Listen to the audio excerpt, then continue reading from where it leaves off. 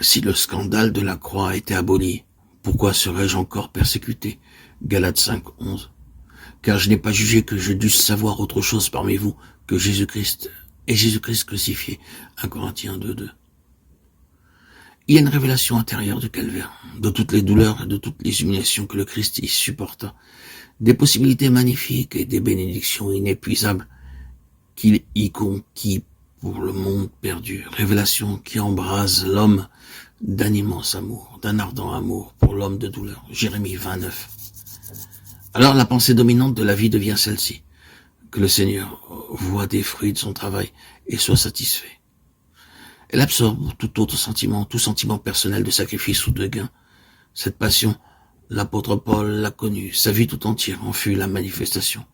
C'est elle qui s'exprime en tant que de passage des épîtres, en particulier dans celui des Corinthiens.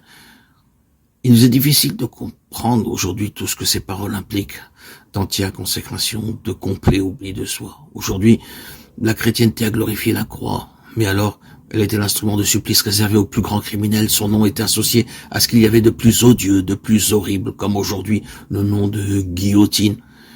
Il fallut rien de moins qu'une visitation d'en haut, une révélation céleste pour que l'orgueilleux pharisien fût amené à se glorifier en la croix et à ne pas avoir honte d'un si extraordinaire évangile.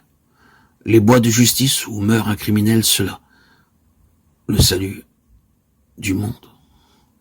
Quoi d'étonnant à ce que Festus et sans doute bien d'autres avec lui aient traité l'apôtre de fou.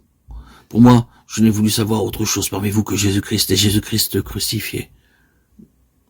Les Corinthiens plaçaient très haut la culture intellectuelle. Ils prisaient fort la rhétorique et la philosophie. Mais ils étaient profondément corrompus, plongés dans le péché. Sans doute, l'apôtre Paul dut se demander, lorsqu'il arriva au milieu d'eux, quelle ligne de conduite il vaudrait mieux suivre pour les amener à Christ. Adapterait-il son message au milieu? Emploierait-il lui aussi les arguments de la sagesse humaine et de la philosophie, comme il eût pu le faire?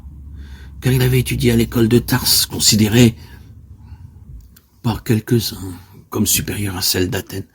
De plus, il avait reçu à Jérusalem l'instruction spéciale aux jeunes Hébreux et avait été versé dans l'étude de la loi. Enfin, il était né citoyen romain.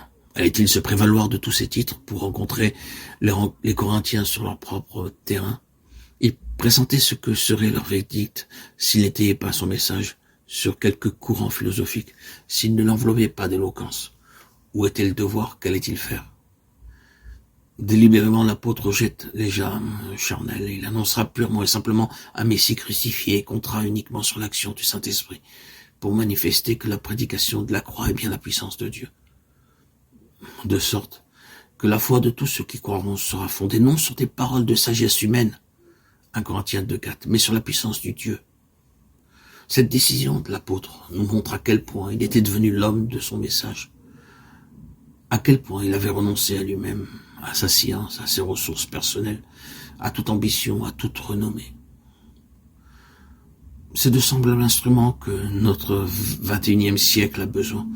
Avec sa haute culture, sa profonde immoralité, il a besoin lui aussi d'entendre la voix de messagers qui, comme l'apôtre, ont décidé de ne prêcher que Christ et Christ crucifié, d'hommes qui, rejetant toutes les armes charnelles et tout recours à la sagesse humaine, mettront uniquement leur confiance en la puissance de Dieu pour rendre témoignage à la prédication de la croix.